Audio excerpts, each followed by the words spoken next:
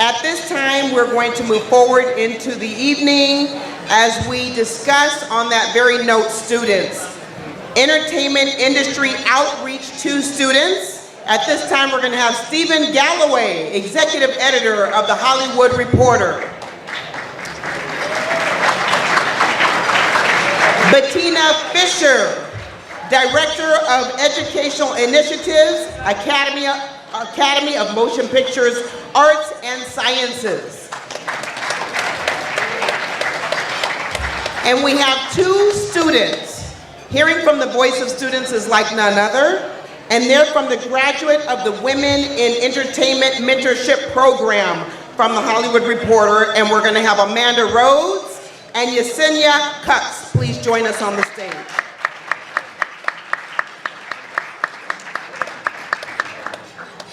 Catherine Hernandez, please. Thank you. Thank you so much. You know, it's nothing like hearing the voices of our youth. How many of you were touched just by that? I certainly was. So Stephen Galloway, I'm not going to pretend like I don't know you. I know you quite well because you had the opportunity to impact so many students with the Big Brothers Big Sisters program and the mentoring. Can you just tell us a little bit about that and how that has been working and what your future plans are with that now? Yeah, I want before anything to introduce Yesenia and Catherine.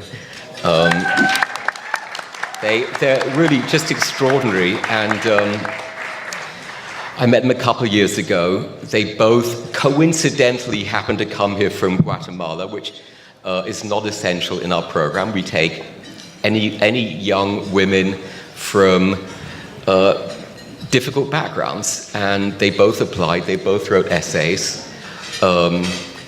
Each had an extraordinary story. We took them into this program, paired them with mentors, very, very caring mentors. And the great news is that Yesenia is about to start at UCLA. Wow. And Catherine got into literally every UC, including Berkeley and UCLA, and she's about to start at Loyola Marymount University. So I really want them to tell you their story, so I'm going to keep mine very brief. 10 years ago, The Hollywood Reporter decided to create a mentorship program. We had a big event that had been going on for 20 years called Women in Entertainment, a big gala with lots of stars. And it had started to feel a little self-congratulatory. And we were entering the Obama era, and we felt we needed to do something. Well, what if we create a mentorship program? And it's very interesting when you create something from nothing, because you have very big questions to answer. Bettina's done this at the Academy with their amazing program, so you know. Well, what is a mentorship program? Who are the mentors? Who are the mentees? How much does it cost? And we paired with Big Brothers Big Sisters because they know how to run the mechanics of these programs. And we started off with 12 girls. I knew one thing. I didn't want this to be my rich friend's kids. So paired with Big Brothers, paired with the mayor's office, started going to a few schools, and we decided we would take high school juniors who really seemed to have promise, and then pair them. And first of all, we found the 12 girls. Big Brothers found the girls, I found the mentors, we matched them on paper. And then we learned that the matching is very important. So now I go into the schools and do a presentation, and I remember interviewing both of you. It's an incredibly easy call. And then you match. Well, you barely know them. You barely know the mentors. Who's going to go with whom? And we got very lucky. We matched Catherine with an executive at Netflix, Nina Wolarski, who has just become like her godmother. Drove up to Berkeley with her. And we paired Yesenia with a lovely lawyer, Priya Verna, who has really showed her the way forward. I want you both to talk about how you came to America, what your dreams were, what surprised you, and what you got from a mentorship. Yesenia, you go first. Thank you. I'm very honored to be here, and thank you for this opportunity.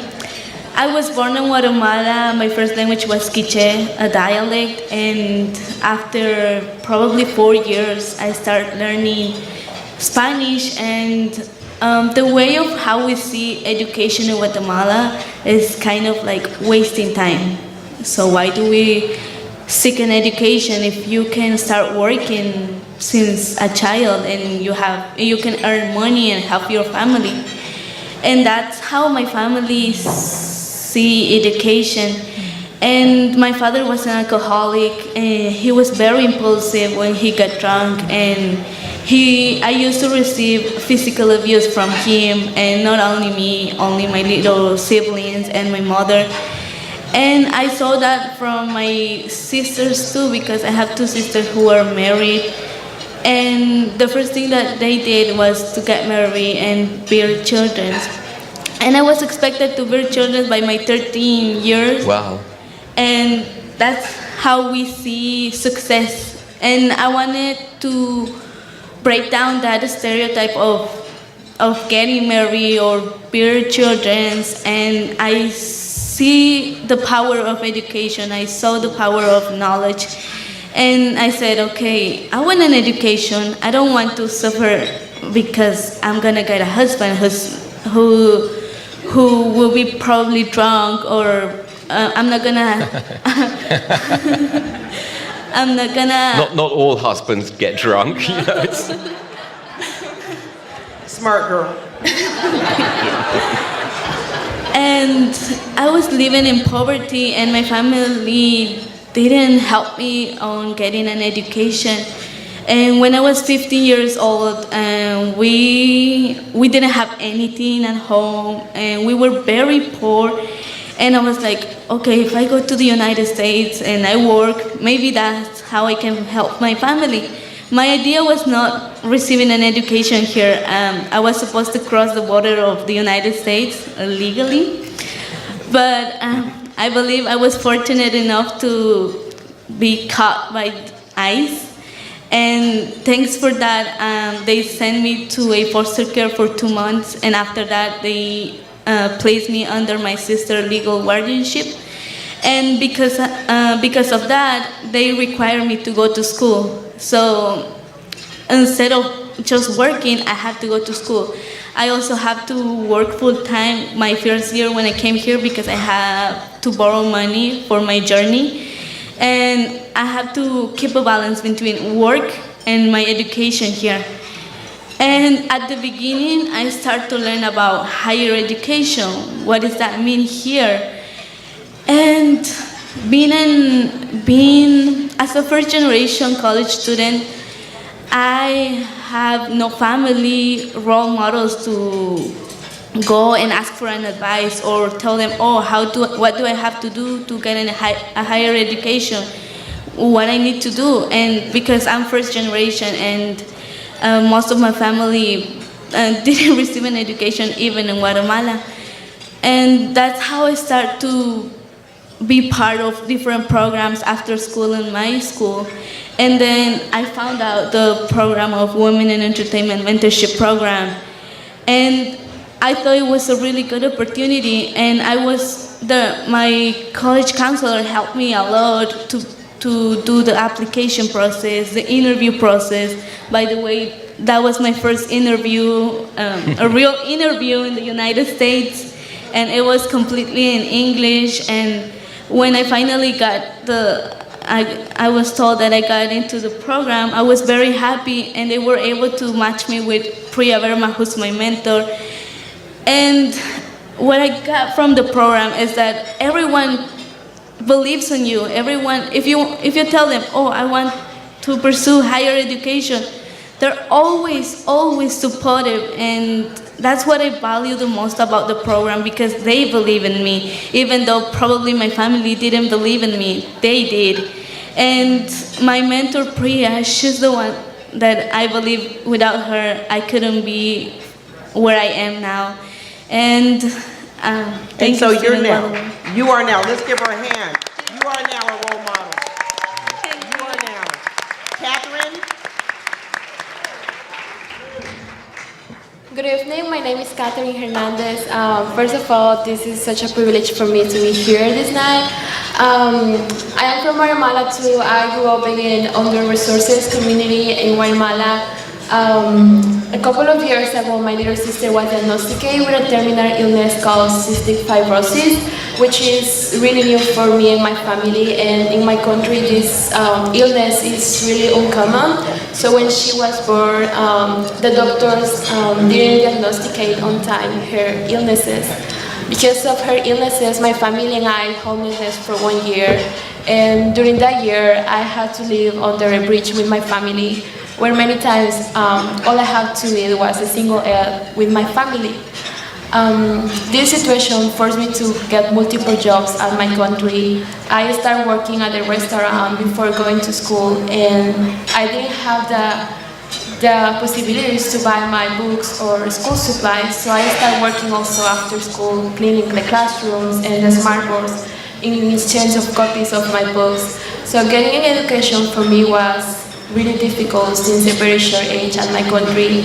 And as Yesenia was mentioning, in my country, people see education like a waste of time. It's really common seeing how women since the age of 13 years old, 15 years old are getting married, and they have to depend on someone else. And I knew that I didn't want to do that because for me education is an escape from all the painful situations I have lived in my life. After the year of homelessness with my family in Guatemala, we decided to immigrate to the United States, looking for a new hope of life for my sister and also for my family. When I came to the United States, it was really difficult for me because my first language is Spanish, so I had to quickly start learning English, while at the same time, I had to start working cleaning houses with my aunt, which she is the only aunt I have here in the United States, and her only job has been cleaning houses, so that was the only thing she was offering me. So I started working cleaning houses to start supporting my family. And at the same time, I joined high school, which was a huge challenge for me because the system of education is really different from my country. And I had to quickly adapt to my high school, to my classes and everything.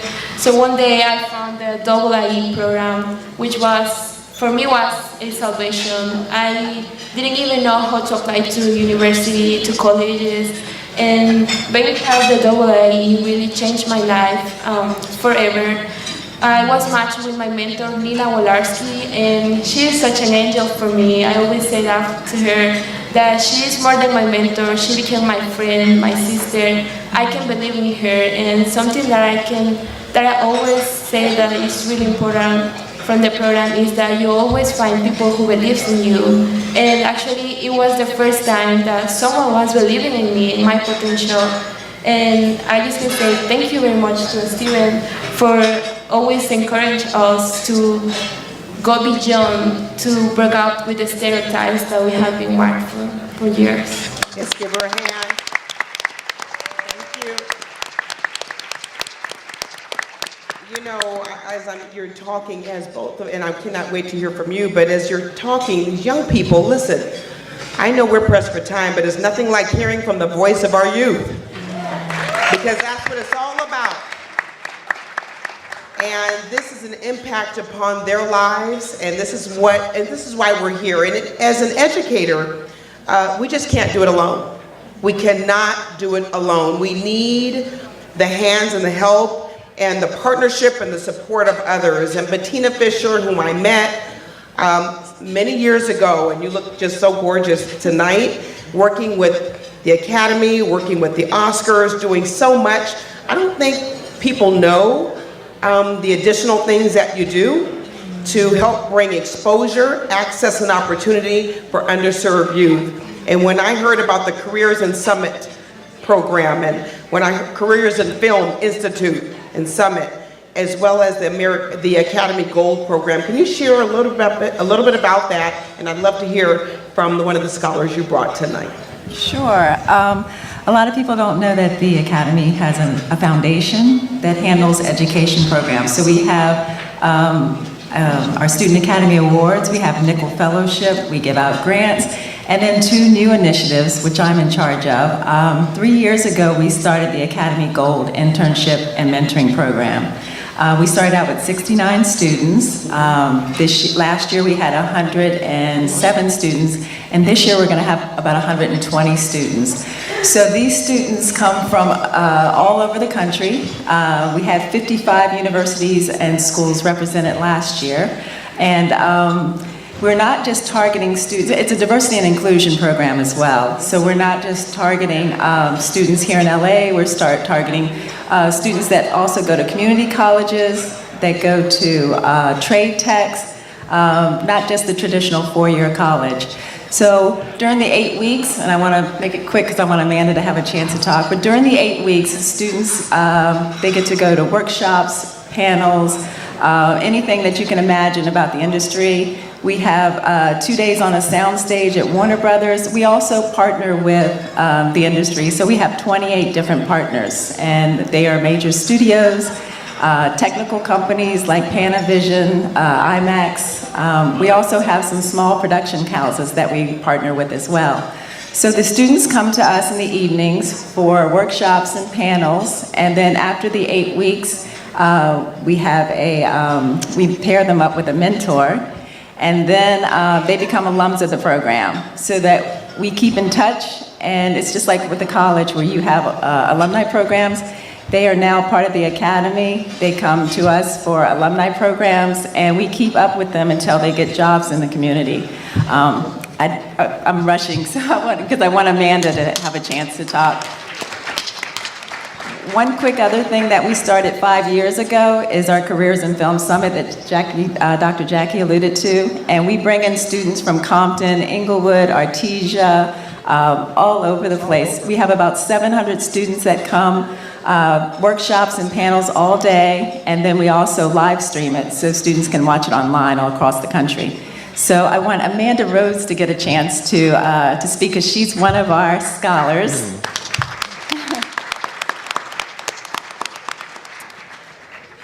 Was not aware it was going to be this many people, so bear with me.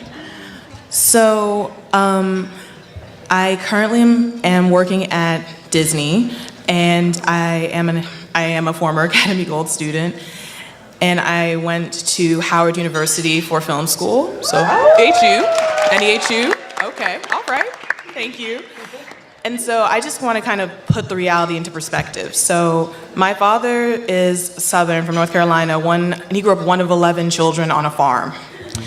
My mother grew up in Brooklyn, New York, but she's Jamaican. Hey! So Flatbush. But she comes from a Jamaican background, and they met in DC, but their idea of the entertainment industry they didn't understand. So you can imagine when I told them I wanted to go into the entertainment industry, they were just like, what? We can't really help you that much with it, but we kind of support you-ish. And on my mother's side, if you know anything about the Caribbean culture, it's like doctor, lawyer, maybe accountant, or engineer, maybe. So this program was really impactful because I had mentors that really believed in me, and I heard that theme. Belief is so important for this program, because I didn't know where to start, I didn't know where to begin, and I happened to, by chance, run into Bettina at Sundance while I was interning, hustling, and I was working with Black House Foundation as an intern, and I ran into her by chance, and she told me about the program. And we just kept in touch, and she was very attentive, and she just encouraged me to apply to this program. And through this program, I was able to see, not that, like with the idea of just, oh, there's director, maybe writer. This program opened my eyes up to all that I could be in this industry, that I could be on the business side, that I could be an executive, that I could be somebody who could be a part of decision making and what that meant. So that was, and I'm just like, wait, I can possibly eventually maybe sit in Bob Iger's chair? Okay, all right. So that was just very impactful to me. And so because of that opportunity through Academy Gold, which I'm very blessed to be a part of, I was able to see that I had that option. And then through the mentorship, my mentor literally, we're talking after this event about how this event went. Like, we have this relationship where we talk on the phone, we text. I was going through a process with my boss the other day, and also with this program, Academy Gold, I said, hey, I would really like a female mentor because to navigate in this industry as a woman is different. And they listened to that, and through Mary, who's my mentor who works at Fox, we were having great conversations about how to navigate in that workspace. Also about how I am a woman of color and how that is a different energy to navigate in the workspace. And so having those impactful conversations and not being afraid of those things, that matters. And having this team of people who just come and just give me all this advice and give me all this encouragement that I can just do anything, that matters. And so, granted, I mean, my mom still thinks that working at Disney is gonna look great on an application to medical school. You know, listen, it's the Jamaican thing, it's cool. But maybe one day. But I think even more than that, yes, I have my family, but I have an incredible team that really listens to me with Academy Gold. I feel like I'm a part of an alumni for the rest of my life that will help me hopefully become the leader that I imagine myself to be. Let's give them another round of applause.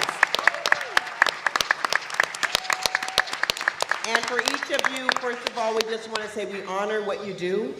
That work is hard work. And you remind me of the quote from Mandela, Nelson Mandela, the late, great Nelson Mandela, that said, I never lose, I either win or I learn. And you all are continuing to learn and to make an impact on others. And it's so good to hear that you said you're now alumni, because that's your legacy, is to continue what you began. Let's give them another round. All right, thank you. Thank you. Please take the beautiful award that is for you. We hope you put it somewhere to remind you Oh, of wow. tonight. Okay. Because we will not forget about you.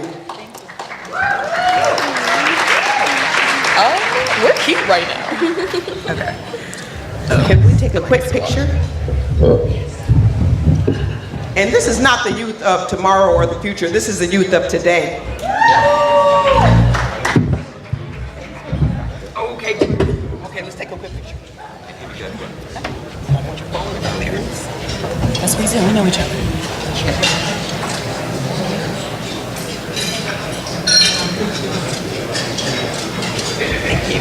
Okay, thank you.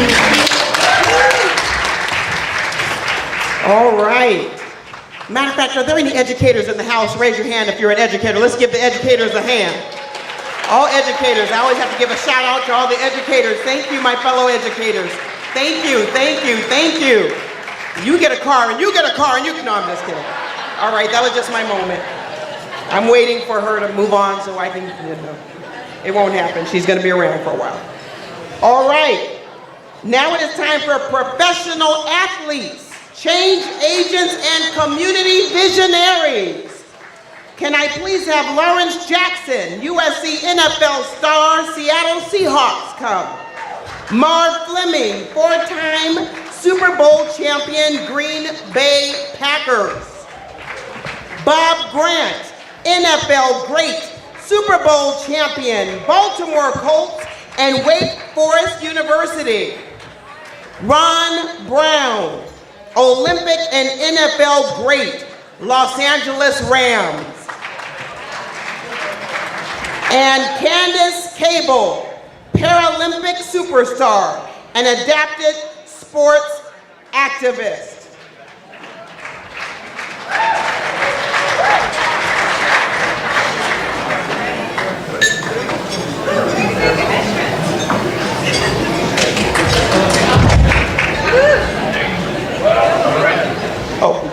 Are you cool?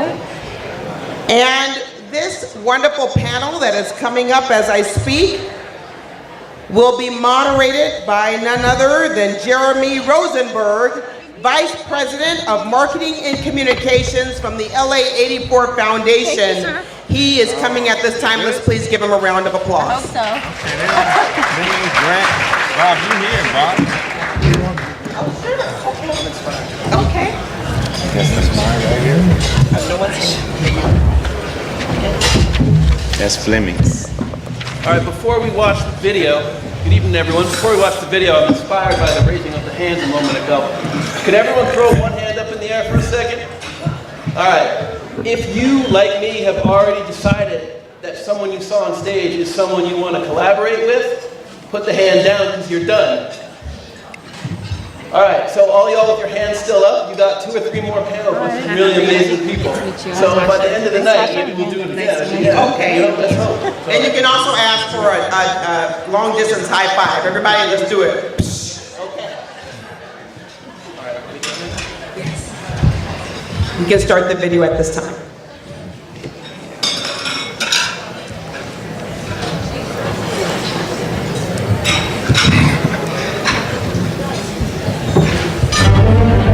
The hoop is the same height for everyone.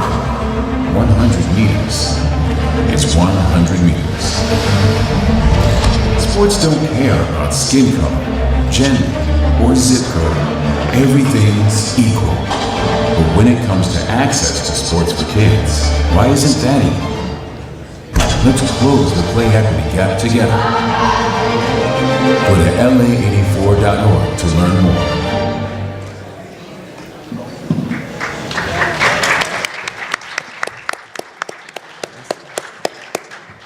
That's a little about the LA84 Foundation. Please, if you can't find anyone else to collaborate with, come collaborate with us. Thanks to Fox Sports for working with us. We work with everybody. And one topic that's interested them for nearly 100 years is problem solving. We're going to do a little game right now called 5 Words or Less. That'll give you all a little clue about what everyone's issue of the day is. I'll begin by saying play for all and play equity.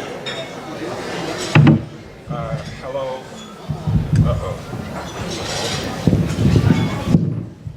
I'll take yours.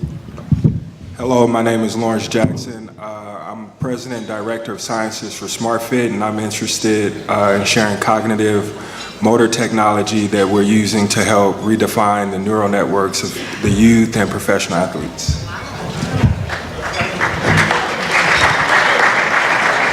Hi, I'm Natasha Watley. I'm a 2-time Olympian in the sport of softball, and I am empowering girls through the sport of softball currently. I'm the founder of the Natasha Watley Foundation. I'm Candace Cable. I am a 9-time Paralympian in winter and summer sports. I'm also an educator, educators in the house. And I would say that my 5 words are universally design inclusion for all. Hi, I'm Ron Brown, former NFL Rams 1984 Olympic gold medalist. I think mine would just be to empower youth and change the mindset of champions.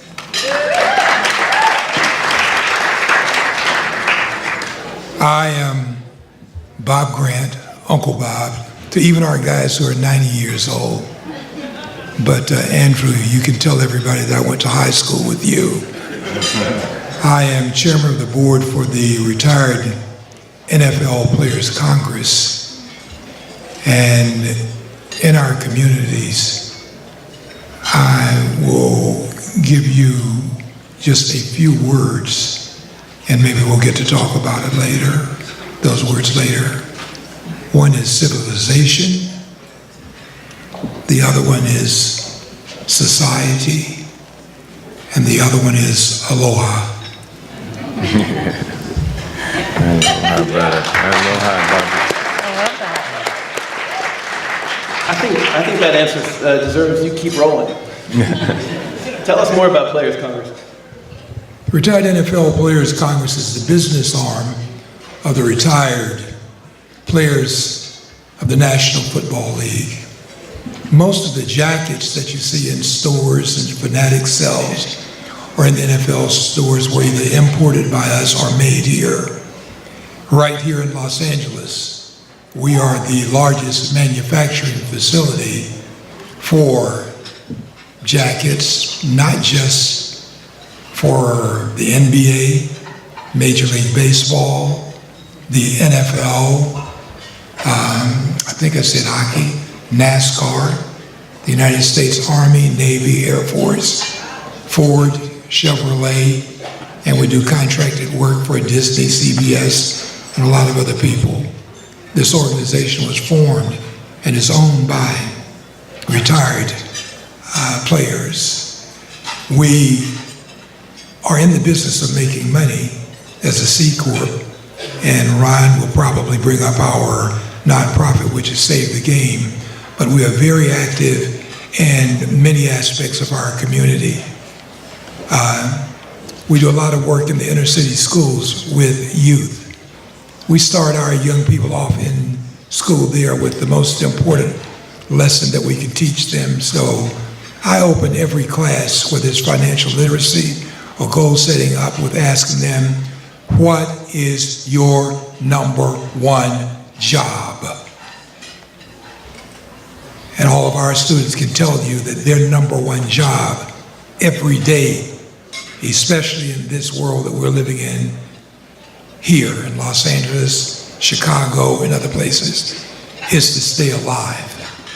And I won't go on with much more of that, but we work really hard with the people who want to work with us. Hopefully some of you will decide to get in touch with us to see how you can help out.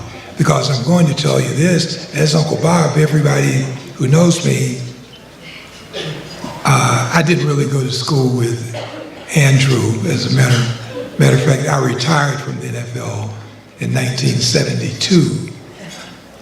But you've been laying down on your job. I've been laying down on my job for too many years.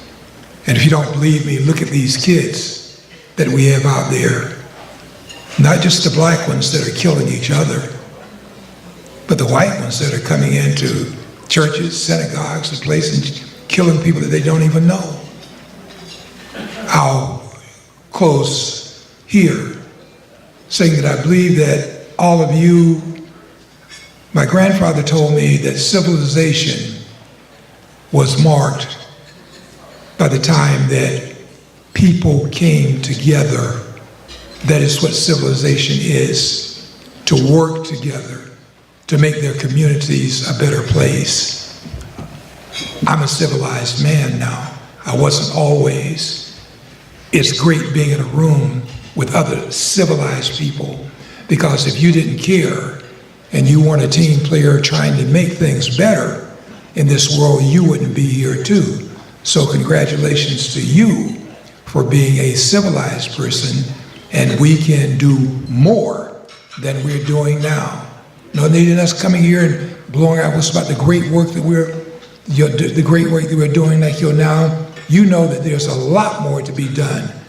Our country is divided politically, religiously, sexually, gender-wise, and everything. Bullshit. It's time for us to stop all of that. And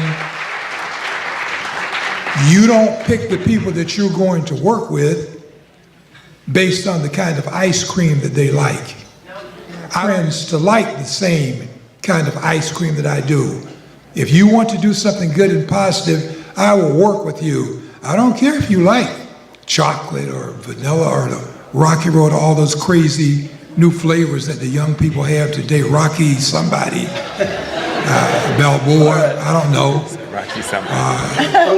Bob, amazing, amazing. Okay, that's it. Maybe we'll move on to Ron and Candace now. And just to prompt you all, these, if you don't know, were two of the fastest human beings in the world. Two of the fastest people. Now, the pace of change, as we just heard, isn't always fast. So as you all talk about more about what you do, maybe you could address that as well. How do you reconcile the pace of your competition with the slow pace of change? There's a question for me? Oh, well, one of the things I want to say is thanks for everybody for coming, though, because I feel real warm in my heart about when my grandmother used to say it takes a village to raise a child. And one thing I do see that's in common of the panels that are in front of me is God is present. And thank you, because God is good how often? All the time. Yes, He is. So what I do, I'm from Inglewood, California. I went, hey, the wood. I went to Morningside. Byron Scott and I grew up together. That's okay, that's all right. There's other schools over there too. So what we do now, though, we participate in an effort to save lives. Sports saved my life. You know, being able to play sports and football and Like my grandmother's always tell me, an idle mind is a devil's workshop. Used to keep me motivated, keep me sponsored. Now that I have 3 boys of my own, I see how important things are, how important sports is, because we don't just look at sport as a game, we look at sport as a lifestyle. Because the things that you do on the football field, you take to your life skills and it will apply. And it has done that. It's been a blessing to me to be able to do that. So we have one of the largest gang intervention programs in Los Angeles, and we have a Veterans Helping Veterans program that we do with our NFL Congress, because the sales from our proceeds from our jackets go to put medical clinics together for our military veterans coming home to make sure that their life for protecting us is better.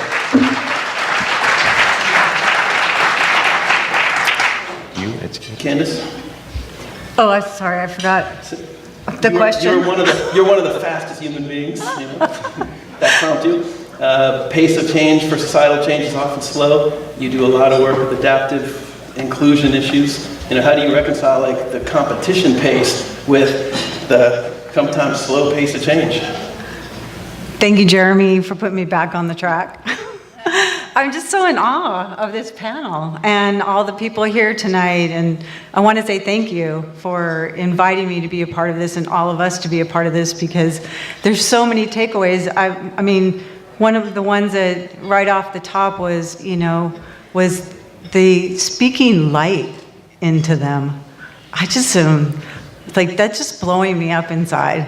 I'd never thought about it like that, and I feel like that's one of the things that sports does, is it helps to speak light in, and I think a lot of people think it's a physical thing. I had my perspective changed in 1975 when I was 21. I had a spinal cord injury, and so I went from walking on 2 legs to rolling on 4 wheels. And a plethora of opportunities came forward for me. Some of them I didn't recognize, but most I did. And one of them was adapted sport. And I wasn't an athlete before. I grew up in a time when women actually didn't really do a lot of sports, and I didn't really have an interest. I was kind of a tight skirt, high heel girl, you know, that I had long fingernails and I didn't want to get them broken. So I didn't like playing sports at all. But I think now with the nails, you could probably play sports because they're pretty sturdy. So with my adaptive sport career beginning, I started to realize that with my disability in those early days in the 70s, there just wasn't a lot of opportunity. And I was given a lot of opportunity to build that for other people as well as myself by making change through my adapted sport. And Jeremy says, you know, about being fast and one of the fastest people in the world and the slow pace of change. I think we can create change really quickly with image. And this is one of the things I'm really psyched about, this digital Hollywood.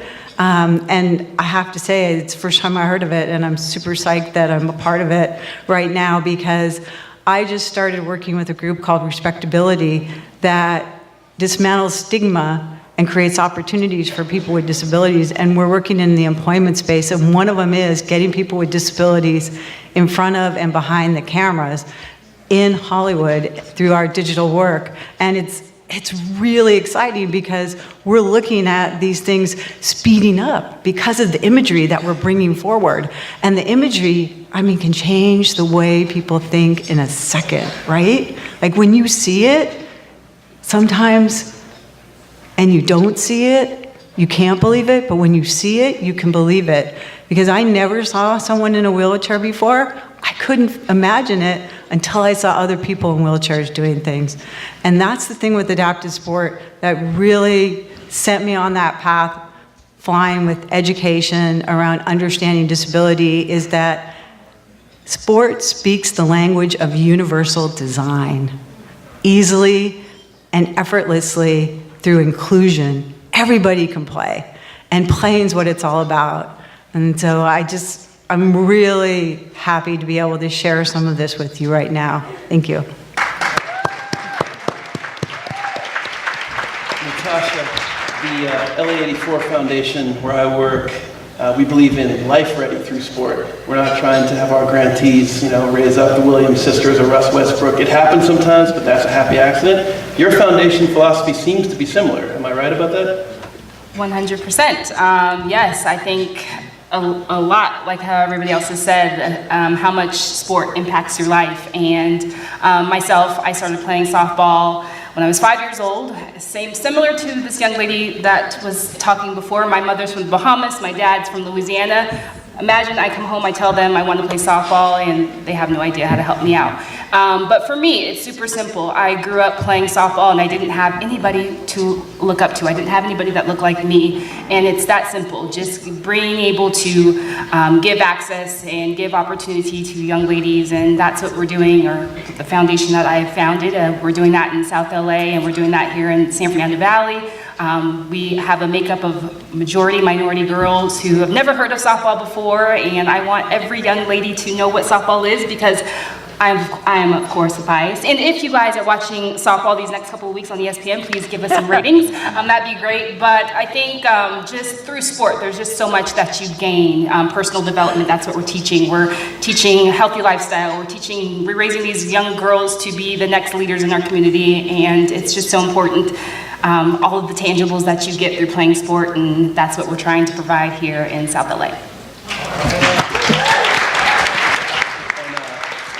Lawrence, we've heard tonight in the room all sorts of equity issues ranging from food to education to immigration.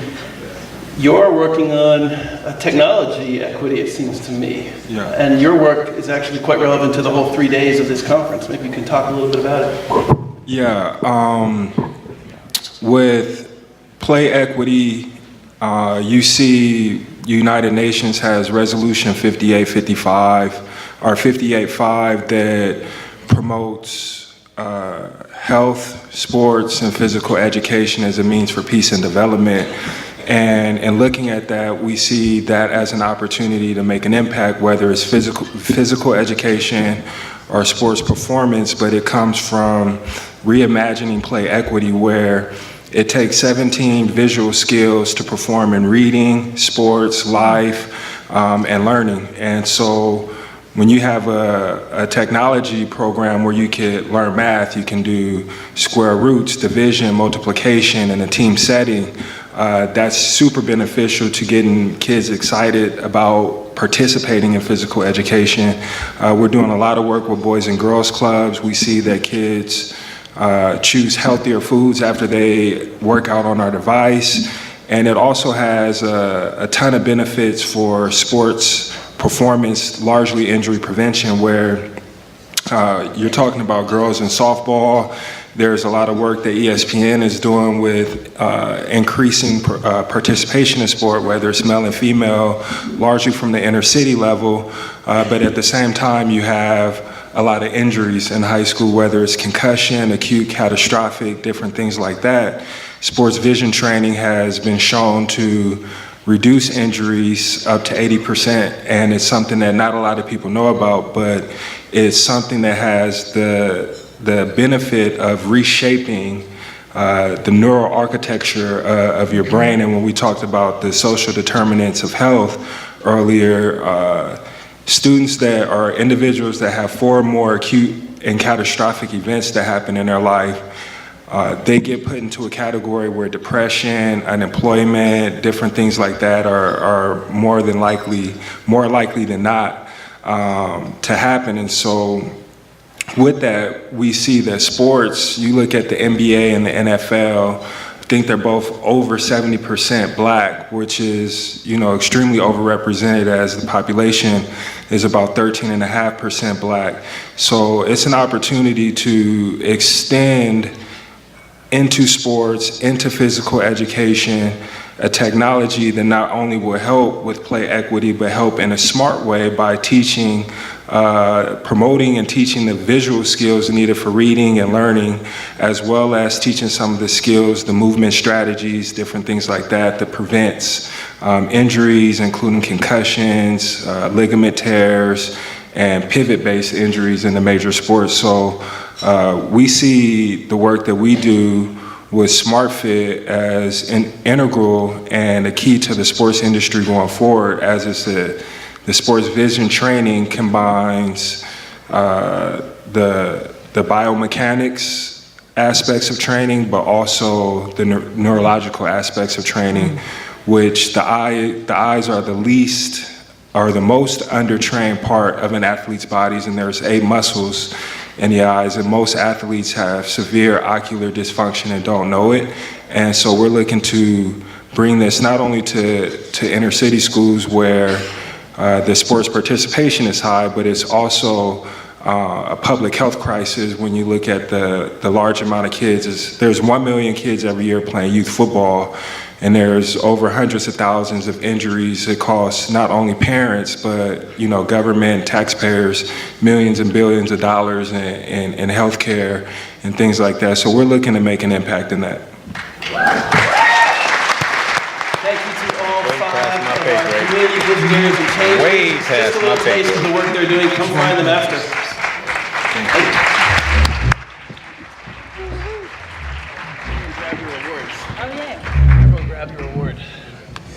You ready? Grab our award. Thank you, Natasha. So nice to meet you. We're not gonna let you go too far back. Thank you so much. Yes, sir. Right, there's a edge, huh? Yeah, we got you though. Thank you. Thank you. Appreciate it.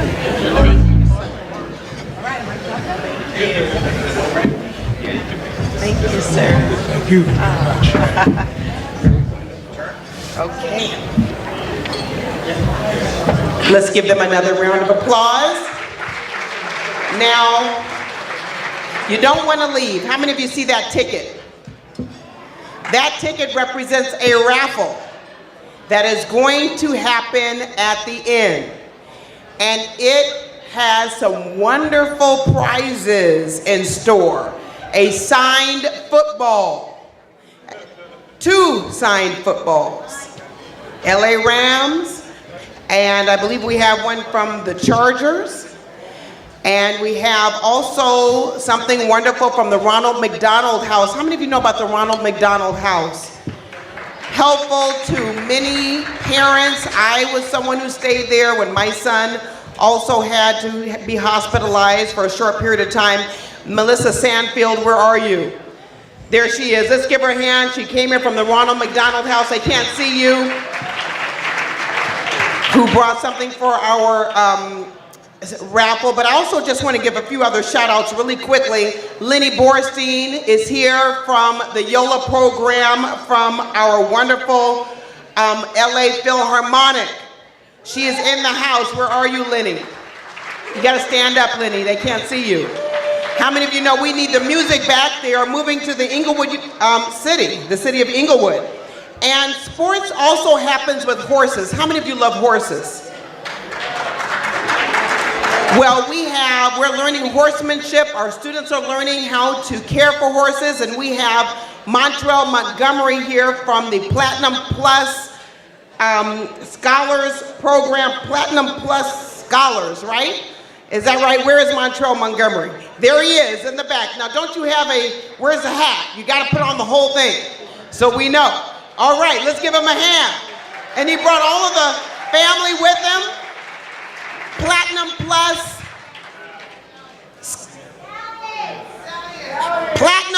Stallions. All right, that's right. Giddy up, giddy up, giddy up. And they have a wonderful after-school program, and the children are learning there, and thank you so much. And I also just want to give out, New York Life is here. Where is Dimitri Creer? New York Life is also in the house. You know, we just can't name everybody, but we certainly appreciate, thank you for coming. But I'd like to bring up at this time, so don't forget, get your ticket, hold on to it. I even have a ticket, so I'm a part of this whole thing.